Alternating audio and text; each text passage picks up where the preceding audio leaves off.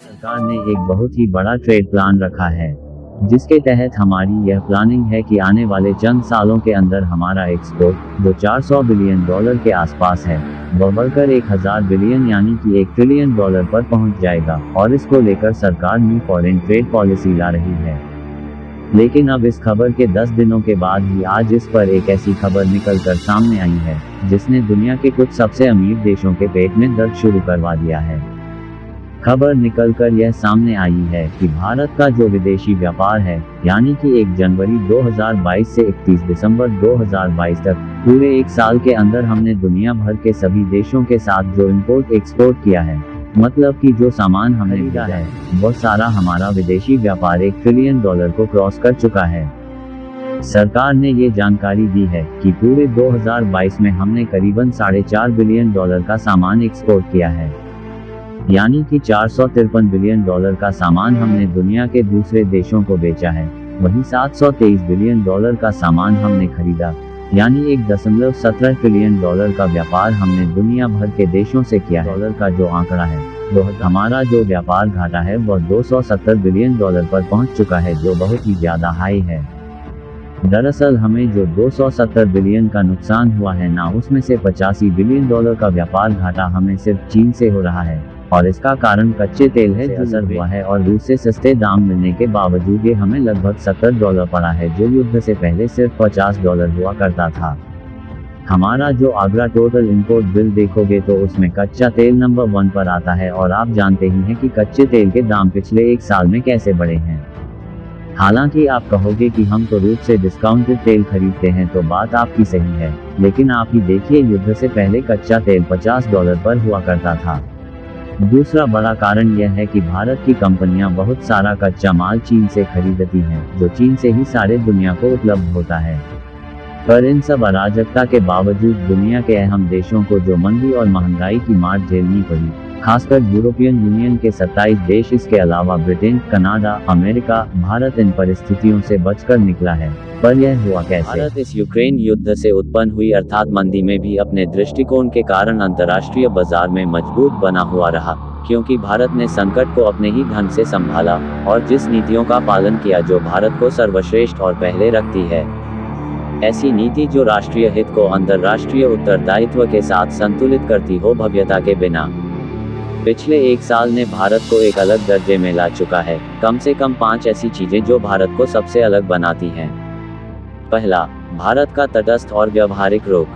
दूसरा, रूस पर इसका प्रभाव।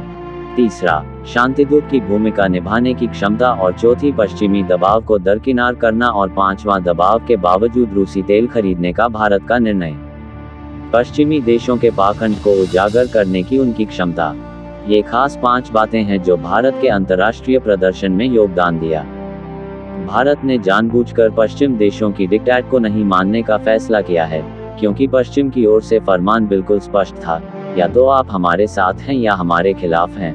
भारत ने पहले दिन से ही उनके इस रवैये को दुत्कार दिया। 2 दिन पहले ही भारत ने संयुक्त राष्ट्र संघ में रूस के खिलाफ मतदान में हिस्सा नहीं लिया था। ये 47वीं बार हुआ है। आप देखिए, संयुक्त राष्ट्र पश्चिम के लिए अपनी कूटनीतिक ताकत दिखाने के लिए एक खेल का मैदान बन गया है। प्रतिबंधों और निंदा से युद्ध या संघर्ष का समाधान नहीं होता है। इसलिए भारत ने मतदान में हिस्सा नहीं लिया। भारत ने रूस के खिलाफ पश्चिम आर्थिक पाबंदी से दूरी बना ली। नई दिल्ली ने रूस के खिलाफ किसी भी प्रतिबंध पर हस्ताक्षर नहीं किए। इसके बजाय भारत ने रास्ता चुना है, शांत लेकिन रचनात्मक कूटनीति, जो रूस के साथ भारत का लाभ को सर्वोपरि रखा, और पश्चिम देशों ने भी अब भारत के इस निर्णय को स्वीकार कर लिया है, क्योंकि मॉस्को पर भारत का प्रभाव एक बहुत बड़ा ताकत है। अमेरिकी विदेश मंत्री एंथनी ब्लिंकन ने हाल ही में एक साक्षात्कार में यही बात कही। उन्होंने कहा कि भारत ने रूस को परमाणु हथियारों का इस्तेमाल करने से रोका। उन्होंने ये भी कहा कि अमेरिकी खुफिया एजेंसी को गुप्त सूचना मिली थी कि रूस पिछले साल यूक्रेन के खिलाफ सामरिक परमाणु हथियारों का इस्तेमाल कर सकता है। अनुमान लगाए कि किसने हस्तक्षेप किया? भारत ने किया। पिछले साल CIA प्रमुख कुछ ऐसी ही बात कही। वास्तव में उन्होंने कहा, राष्ट्रपति जिनपिंग और प्रधानमंत्री भारत श्री मोदी ने एक साथ ही परमाणु हथियारों के इस्तेमाल को लेकर अपनी चिंताएं जताईं। मुझे लगता है कि इसका भी प्रभाव पड़ा है रूसियों के ऊपर, खासकर पुतिन पर। भारत चुपचाप पर्दे के पीछे काम कर रहा है। उन्होंने रूस को मनाने में भूमिका निभाई। ज़ापोरिज़िया परमाणु ऊर्जा घर पर हमले से परहेज या यूक्रेन अनाज सौदे पर हस्ताक्षर करने के लिए पर्दे के पीछे की कूटनीति, भारत ने इसी तरह योगदान दिया है। भारत एक संभावित शांति निर्माता के रूप में भी आज उभर चुका है। ये कैसे है? भारत अमेरिका और रूस दोनों का रणनीतिक साझेदार है। भारत का दोनों के साथ लाभ का रिश्ता है। रूस के साथ भारत के मजबूत संबंध हो सकते हैं, लेकिन इसका मतलब कथित नहीं है कि यह रूस के युद्ध का समर्थन करता है। इसका प्रधान उदाहरण है मोदी की टिप्पणी पुतिन को, आज का युग युद्ध का युग नहीं है। और मैंने आपसे बात की है इस बारे में फोन पर भी। क्या आप जानते हैं इसका प्रभाव अंतर्राष्ट्रीय मंच पर कैसे सहराया गया? उन्होंने रूस के राष्ट्रपति व्लादिमीर पुतिन से यह बात कही थी, यह युद्ध का युग नहीं है। इससे दुनिया को एहसास हुआ कि जब भारत बोलता है तो पुतिन सुनते हैं। और दूसरी बात ये कि जब पश्चिम भी भारत पर दबाव बनाने की कोशिश करता है, भारत धड़ल्ले से उसका विरोध कर सकता है। और इसका अहम उदाहरण रूसी तेल खरीदना। पिछली गर्मियों में एक अवधि थी जब यूक्रेन युद्ध के कारण एक अराजकता फैला, दुनिया की ऊर्जा स्थिति संकट में आ गया था।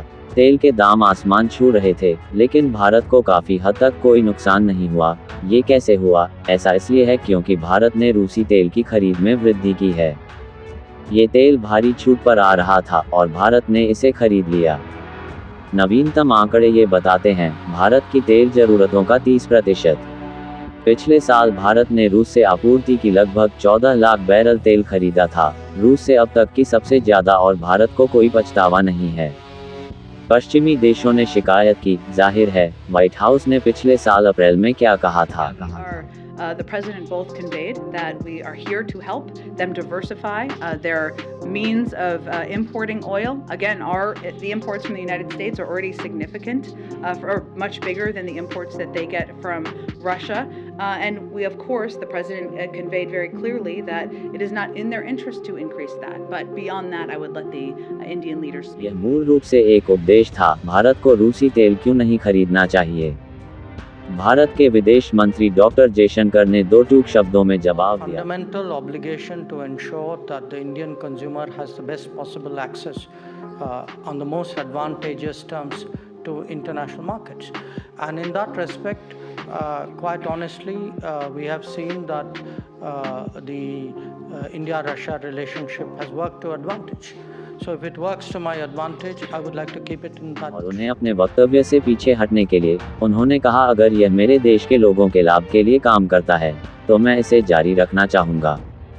काफ़ी आत्मविश्वास से भरी घोषणा थी, और पिछले एक साल में एक भी मौका नहीं, भारत ने पश्चिमी देशों को परास्त किया, जबरदस्त पश्चिमी दबाव के बावजूद, और इसके खिलाफ खड़ा हुआ और पश्चिमी देशों के पाखंड को बार बार उजागर किया।